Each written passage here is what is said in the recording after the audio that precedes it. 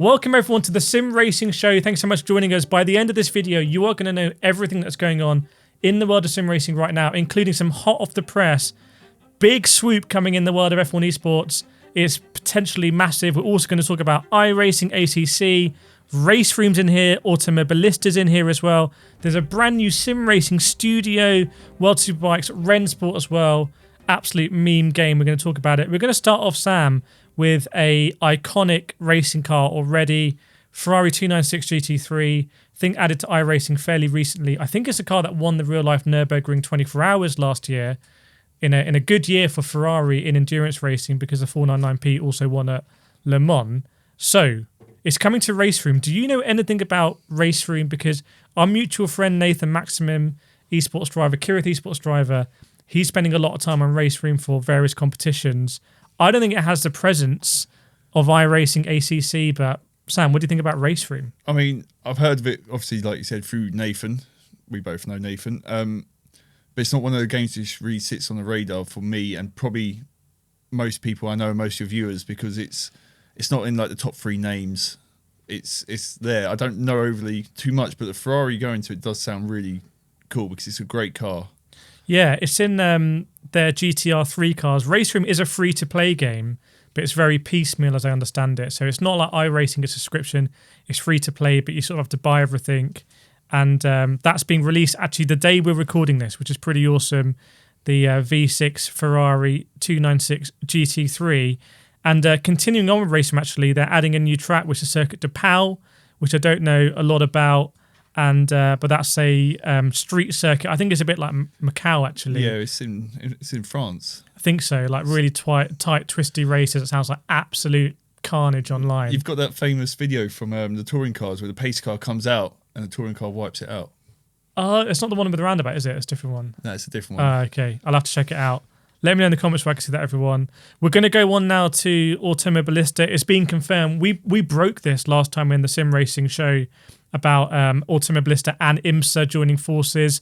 That's potentially huge.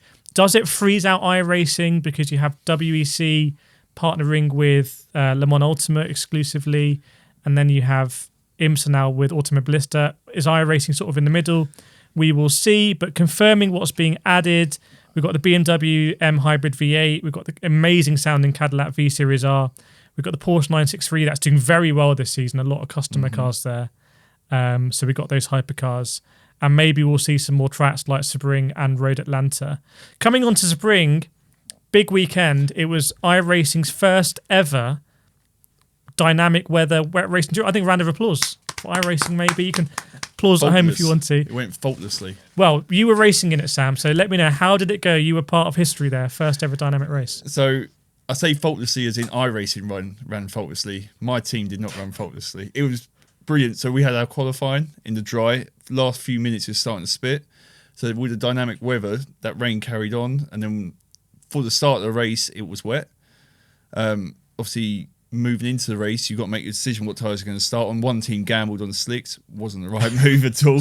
It wasn't us for a change. Was it a gamble or a forget to hit garage, maybe? I think it's probably forget to hit it, but it was, yeah. It ran faultlessly all the way through. It dried out. About 3 or 4 hours passed, and it got wet again. All ran faultlessly. Everything, no frame rate drop in. I mean, I'm only going by my own personal experience, but it was a great success. It brought a really nice, different element to endurance. Like, oh, when are we going to pit? What's the tyre changeover, like the lap time changeover? So it brings another element, and endurance racing is all about these little elements. Let's break it down a little bit, because I'm sure a lot of people watching can be really interesting. You're all very intelligent viewers. I know you're subscribed, so let's go super deep into it. Let's talk about it. So you're doing your qualifying. Obviously, that sounds like it disadvantages teams who left it too late, because that last run isn't going to be the quickest. Had you been practicing your team in mixed weather conditions? Did you have some idea of switchover times and whatnot for the race? And so our team entry was a very last minute thing. So we'd only had a couple of days practice. We'd worked out a sort of tyre switch over, which realistically in game was a little bit too generous. So we was playing a bit on the safe side. We could have swapped to dries earlier. So that, like I said, it brings another element to endurance racing. Endurance racing isn't just about being the fastest. It's about being the fastest and the most consistent. And what was it like when the rain sort of came back in the race and hit for the first time? Did you see teams coming into pit early? Were you trying to hang on a little bit longer? Exactly. It brings in all those extra things. So there was teams which were trying to hold out for an extra lap or two on slicks just to try and get that. So they didn't, because the wet tyres, they do really, really burn out quickly. So if you're not on the right tyre, it makes a big difference. So there were teams trying to hold out, and there was, I can't remember the team name, there was one who tried to hold out for a lap too many and then stuffed it into a wall. Wow, they've got to tow back and repair. Interesting, because Gran Turismo, you don't really get that penalty by being on the inters or wets, but it sounds like an iRacing, it's such a sensitive model to heat. So that's very, very, very cool. Just finishing off, by the way, on Automobilista 2, they've added some Formula Ultimate Gen 2 cars and some more cockpit textures. So, okay, nice. Oh, and Brazil's Premier Tin Top Championship, the Stock Car Pro Series. Which their cars look amazing. That sounds awesome. I want to race in that then. That's in the V1.6 update. By the way, if you want to get all the latest sim racing news, you know where to go now. It's simracenews.com. Sign up to the newsletter completely free. You just sound cool with your mates. You're just going to know all this stuff and you're going to look informed because you are informed. Now we're going to get into the world of Formula One. Two, I think, big stories on Formula One. So first one, Formula 122 has been delisted. So that means you can no longer buy F122. Now, I have a few thoughts on this. A, it's a very recent game, so I don't like the fact it's been delisted. Secondly, and this might be controversial, or might be people might be like, why are you talking about that? If you really, in my opinion, if you really care about that season, that is the best preserved way of reliving that season in a video game. And that's F122. But if you go back to F121, that iconic season in Formula One, if you want to role play that or live it back, that's the game that you want. So the fact it's been delisted, presumably for licensing reasons, I think is a big deal. Do you agree or disagree? It is weird that it's only 2 years. You'd expect it 5, 6, 7 years down the line, but it's only 2 years away. Or 2 years from being released. Multiple reasons they could have done it. Firstly, they don't want people buying it cheap. They want people to buy the new game. Secondly, it could be licensing like music or some assets. Sponsors. I think F120 might have been the first one or one second ones with the campaign in there as well. We had the thing with Devon Butler and like your rival, like did in FIFA with the journey. So I think it's a big loss, but I really want to hear from you in the comments because you're the people that really count in all of this. Forget EA, doesn't matter what they think is the right thing to do. What do you think about F120 being delisted? And the news really hot off the press. Like, this is burning hot, unconfirmed, but strong rumours that the debacle we've seen in F1 Esports this year, where, I don't know if you know, Sam, but just to fill you in, F1 Esports is arguably meant to be the premiere of sim racing esports with some of the biggest prize funds, like over $1 million prize funds. You have all of the Formula One teams signing big drivers. And the first event this season, they flew the drivers out and it didn't happen the first day. And then they only just got it for the second day and the broadcast was a complete mess. Then the second event was cancelled. So no one knows if it's really going to happen this season, basically. So it hasn't actually started yet? It did start. They did half a round, which is, absolutely crazy.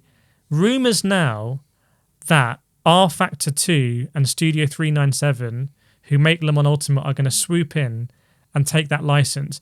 The reason why this rumour has some level of credibility is that R Factor 2 and 397 already have a license for Formula 1, because if you go to the F1 arcade, that is actually running on R Factor 2. Oh, is it? Yeah, custom model for Formula 1. So that's the F1 arcade in London, the original one. I went to the opening night there, was racing with David Coulthard and Mika Hakkinen, which is very cool. And I was like really excited. I was probably the only person in that event really excited by the actual sim under the hood, but it's a customized version of R Factor 2 running various levels of assist, completely custom menu.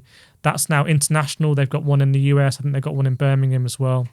So yeah, potentially huge news. I don't think you know too much about R Factor 2. I'm doing more Le Mans Ultimate these days, but I'm not really an R Factor 2 stan. But much better sim on the base of it than the F1 games from Codemasters. I mean, that's not really hard to do, is it? Yeah. So what do you think about that in terms of the sim racing side? Does that legitimize it even more? Does that give the F1 game arguably more freedom to just cater for normal drivers? I mean, with it going to R Factor and obviously having, it's not going to be open source, obviously, but for other people, for your average people, the people aren't into big sim things. It's going to be able to do whatever you want. Like you can make your own teams up, you can do your own liveries all the time. I reckon it'll be a really good thing for the Formula One esports. We'll see. There's many different ways it can go. Like whether it's just going to be esports LAN events, or whether they're going to have a mode that everyone can do and enter, because then that's how you rise up the ranks. But really interesting rumours. Let us know what you think about that. There's a brand new studio that have started, and they're bringing a game called V-Rider that sounds absolutely insane. Here's the elevator pitch, Sam. It's a VR motorcycle game, which sounds like the perfect way to be sick, frankly. Throw up uncontrollably everywhere. It's coming to Apple VR headsets, so the Vision Pro. Could that be a killer app? Literally. They probably will do. You know, it's like you watch the videos, I'll probably see me throwing myself on the floor, trying to lead in for the corner. But it sounds cool. VR for motorbikes got to be good. I think you heard it here first. I think that could be a sleeper hit because it's going to be an official Superbike game. You know, in the world of motorcycles, I think actually the Superbikes have a lot more legitimacy than MotoGP and the prototypes because people are sort of buying these bikes more closely, or the lineage of them.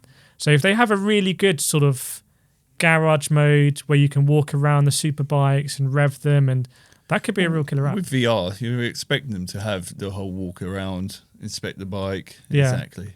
Could be very, very, very powerful because it is that Superbike side of things. Going on to Rennsport now, McLaren and Rennsport have announced a tie-up. Rennsport just seems to be an absolute car crash. I mean, I don't understand how that game is meant to make money in such a crowded environment now. As we look in the sim racing show, we understand more and more about all the sims and where they are. But they're adding a McLaren and GT4 cars to closed beta. I also saw, just as I was coming here to the studio, they're adding the Porsche Mission R electric supercar as well. And the Goodwood Hill Climb is coming as well. So Rennsport, let us know if you care about it. Seems to be shady to me. I don't get it. When it was launched, they were like, the cars are going to be NFTs. And then the CEO was like, it's not NFTs, but you said they were NFTs, mate. So it just seems to not have a real core identity to me. But don't know if you have any thoughts on Rennsport, or it's on your radar, you care too much about it. No, but the Porsche Mission R and the Goodwood Hill Climb, a great combo. Goodwood Hill Climb could be a real sort of killer time trial. That could be a lot of fun. That was in Gran Turismo back in the day. But yeah, make sure you go to Sim Race News to get the full lowdown. Thanks so much for joining us, and we'll see you next time.